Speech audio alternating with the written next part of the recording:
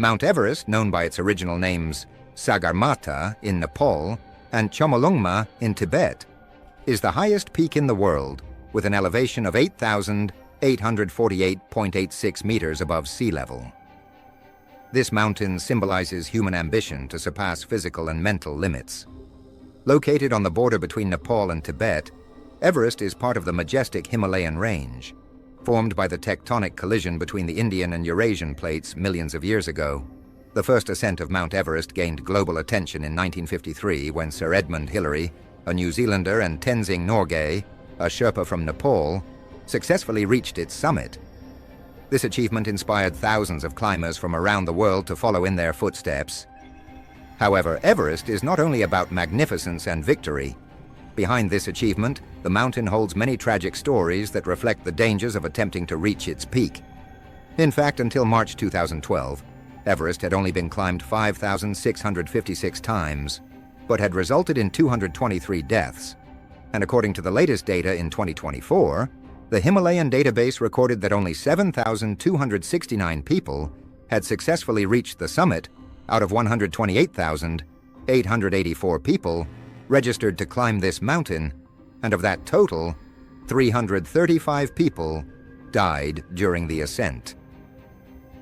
All of this is due to one of the most terrifying aspects of Mount Everest, the existence of the dead zone, which begins at an altitude of about 8,000 meters below sea level. At altitudes above 8,000 meters, the oxygen level in the air is only about 1/3 of what is available at sea level. A famous climber named David Briesheers confirmed this. According to David, Everest climbers experience difficulty breathing as soon as they reach the death zone. But to imagine and understand this, we don't have to go all the way to the summit of Everest. Just imagine if we were at the top of a mountain with an altitude above 3,000 meters. Of course, we would also have difficulty breathing because the oxygen is getting thinner. In this case, a study says that at an altitude of about 3,657 meters above sea level, oxygen levels decrease by 40%. Now imagine the oxygen conditions at an altitude of 8,000 meters above sea level, like the summit of Everest. As for the route itself, Mount Everest has a very varied climbing terrain, ranging from rocky paths to slippery ice. One of the biggest challenges is crossing the Khumbu icefall, an area filled with large seracs between ice towers that can collapse at any time. When crossing the Khumbu icefall, climbers must move carefully through aluminum ladders installed across deep ice crevasses. In addition, avalanches are another serious threat. In some cases, large avalanches have swallowed entire groups of climbers, leaving little to no chance of survival. In addition to the physical risks, Mount Everest also demands extraordinary mental strength. Extreme fatigue, constant pain, and isolation can drain a climber's spirit. Many climbers report experiencing peak hallucinations in the death zone, where the oxygen-deprived brain creates misleading illusions or visions. Climbers also often face moral dilemmas on this mountain. In some cases, climbers must decide whether to help another injured climber or continue their own journey. Such decisions often determine a person's life and death. In recent decades, commercial climbing on Everest has increased rapidly. Expedition operators offer climbs to those who can afford the high costs, even though many of them do not have adequate climbing experience. As a result, there are bottlenecks on the route to the summit, especially during the climbing season. In 2019, a viral photo showed a long queue of climbers on the narrow path to the summit, known as the Hillary Step. This queue increases the risk because climbers are forced to spend more time in the death zone. One of the greatest mysteries in the history of Everest climbing is the story of George Mallory and Andrew Irvine. The story goes that on June 8, 1924, these two British climbers attempted to reach the summit of Everest in an ambitious expedition supported by the British Mount Everest Expedition. However, after being last seen by their colleague named Noel Odell near the summit, both of them never returned. For many years, the question of whether Mallory and Irvine managed to reach the summit before dying has remained a debate among climbers and historians. Several decades later, or precisely in 1999, an expedition team led by Eric Simonson found the body of George Mallory on the north side of Everest at an altitude of about 8,200 meters. However, what is impressive is how well George's body was preserved by the extreme cold temperatures there. Even the rope that bound George's body was still intact. However, the camera believed to be carried by Mallory and Irvine, which was expected to provide evidence of whether they had reached the summit, was never found. In addition, analysis of George's body showed that he may have fallen and died from severe injuries. However, regardless of all that, the mystery of their success remains one of the biggest puzzles in the world of climbing to this day. Moving on to another tragedy, there is what is called the 1996 storm tragedy. This tragedy is one of the deadliest incidents in the history of Everest because this tragedy was recorded to have caused 8 climbers to die in one day. The story goes that in May 1996, 2 large expeditions, namely Adventure Consultants led by Rob Hall and Mountain Madness led by Scott Fisher, experienced disaster when they tried to descend from the summit in a sudden snowstorm. Rob Hall, an experienced climber from New Zealand, was known as a very careful and calculated leader. However, somehow on that fateful day, Hall faced a difficult decision when his client named Doug Hansen became exhausted near the summit and was unable to descend. Hall chose to stay with Hansen despite knowing the great risks he faced. Hall continued to communicate via radio with the team below until hypothermia took his life. His heartbreaking last words were a message for his wife, Jane Arnott, who was pregnant with their child. Hall's last words immortalized in the book Into Thin Air to his wife were, "I love you. Sleep well, my sweetheart. Please don't worry too much." Scott Fisher, the leader of another expedition, also became a victim in this storm tragedy. Fisher was known to have been ill before the climb, but Fisher continued the journey to the summit in a weak condition. Fisher eventually failed to return safely and died near the south summit. This tragedy became famous thanks to the book Into Thin Air by Jon Krakauer, published in 1997, which documented the incident in detail. The 1996 storm tragedy then triggered a global discussion about safety, ethics, and professionalism in commercial climbing, especially climbing on Everest. Many parties highlighted the need for better planning and control of the number of climbers to prevent tragedies beyond that. Another well-known tragedy that occurred on Everest was the death of David Sharp in 2006. The death of David Sharp is one of the most controversial events in the history of Everest. Sharp, a British climber, attempted to reach the summit of Everest solo without support from guides or Sherpas. Sharp carried minimal equipment and decided to climb via the more remote northern route. When Sharp reached Green Boots, a small cave named after the body of an Indian climber later revealed to be Sewang Paljor, Sharp was in critical condition. Sharp suffered from hypothermia and extreme exhaustion. More than 40 climbers passed him as Sharp lay helpless. Many did not realize his condition or felt unable to provide assistance without endangering themselves. Because of this incident, the climbing world was once again filled with fierce debate about climbing ethics. Some climbers argued that in the death zone, each individual must prioritize their own safety, while others believe that letting someone die without providing assistance is an inhumane act. Regardless of the debate, it remains that David Sharp's case is a reminder of how brutal the conditions on Everest are, where even a person's life can be a sacrifice in pursuit of the summit. Another popular tragedy that occurred on Everest was in 2014, when Everest experienced a massive avalanche in the Khumbu icefall, killing 16 Sherpa guides. This avalanche occurred when ice from the upper slopes collapsed, causing rapid and unexpected destruction. Most of the victims were Sherpas who were preparing the route for their client climbers. This tragedy highlighted the enormous risks faced by the Sherpa community, who often work in the most dangerous conditions to ensure the success of their clients' expeditions. A year later, in April 2015, a major earthquake with a magnitude of 7.8 struck Nepal, causing an avalanche that destroyed the Everest base camp. More than 20 people died, including climbers and guides. Videos and photos of this tragedy that spread in several media showed the extraordinary scale of destruction, with tents destroyed and victims injured everywhere.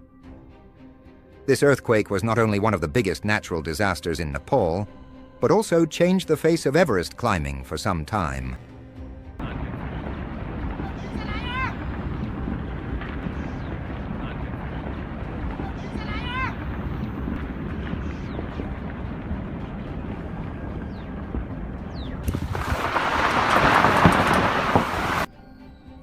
moving on to another story is what happened to Whaley Steck, known as the Swiss machine. Long before what happened to Whaley Steck was already known as one of the most famous and respected climbers in the world. Steck had a reputation as a very fast and tough climber, with many solo climbing records on difficult routes. It was recorded that Whaley Steck had won the Piolet d'Or award twice, in 2009 and 2014. For additional information, the Piolet d'Or is an annual award given to mountain climbers around the world by the French magazine Montagnes and the Groupe de Haute Montagne since 1991.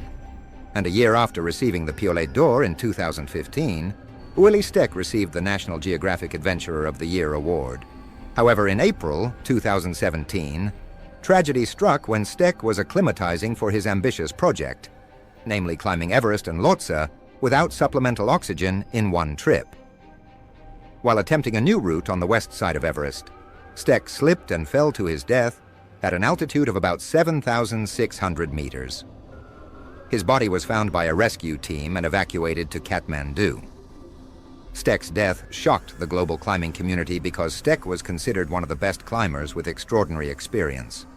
This tragedy then highlighted that even the most experienced climbers are not immune to risks in the mountains. Many speculated that Steck's ambition to continue pushing the limits of his abilities may have contributed to the fatal accident. From several fatal incidents that occurred on Everest, of course the factors are not only about the weather but also about the combination of several dangers that come together. One of the main factors that causes death on Mount Everest is the lack of oxygen, which can cause a medical condition known as hypoxia. At extremely high altitudes like Everest, a climber's body must struggle against an environment full of challenges, especially after climbers enter the death zone at an altitude of about 8,000 meters. In this zone, the human body will begin to experience difficulties in maintaining normal functions. The most common disease that occurs due to hypoxia is the journey towards organ failure. One of the direct impacts of lack of oxygen is a decrease in cognitive ability.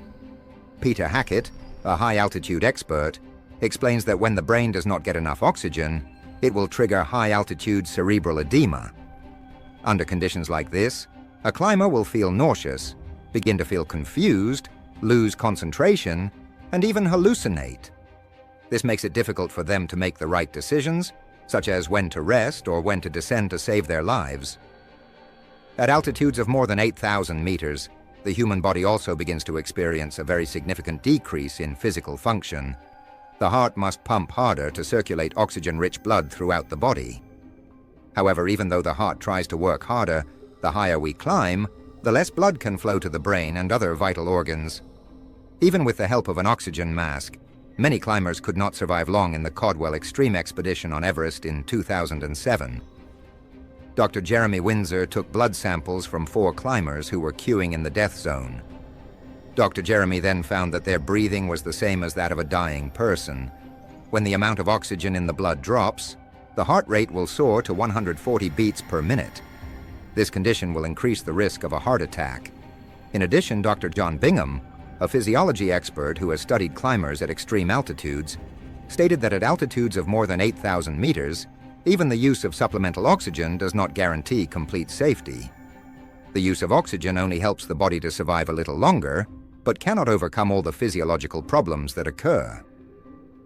One tragic example that illustrates how deadly the conditions in the death zone can be is the incident in 1996 that was previously described. In that expedition, several climbers were trapped in a severe snowstorm at an altitude of more than 8,000 meters. They had difficulty breathing, while the oxygen they carried was running low. Trapped out of control, several exhausted climbers eventually lost consciousness and ended up losing their lives. This incident shows how the body's inability to get enough oxygen can be a major factor causing death on Everest. Extreme fatigue is another very significant factor in deaths on Everest.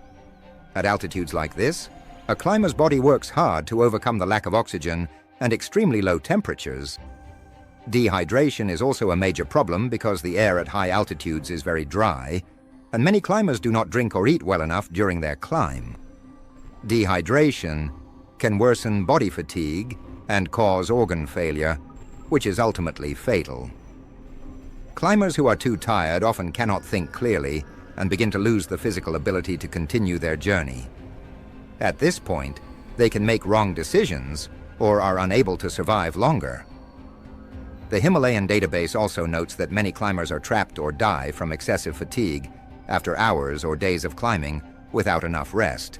Another condition that is no less deadly is hypothermia, which is a drastic decrease in body temperature below 35 degrees Celsius. At altitudes of more than 8,000 meters, temperatures can drop very low, even to minus 40 degrees Celsius or lower. Strong winds make the temperature feel much colder, so a climber's body is susceptible to hypothermia in a short time. Hypothermia can cause the body to lose its ability to regulate its internal temperature. This can lead to organ failure and even death. A number of studies have shown that at altitudes above 8,000 meters, mental disorders such as confusion, anxiety, and despair are increasingly common. At a later stage, the body will stop functioning properly, and eventually death can occur. Dr. Peter Walker, a veteran climber and physiologist, revealed that psychological factors play a very important role in the success or failure of an expedition. When someone loses the ability to think clearly, they are more likely to make wrong decisions, such as forcing themselves to continue climbing even though their body is no longer able to. That is why many climbers end up trapped in very dangerous situations. They may be very close to the summit, but without the physical and mental ability to continue, they have to pay a very high price. At an altitude of 8,000 meters, time becomes the biggest enemy. With an increasingly weak body and lack of oxygen, the speed to descend or get help becomes very limited.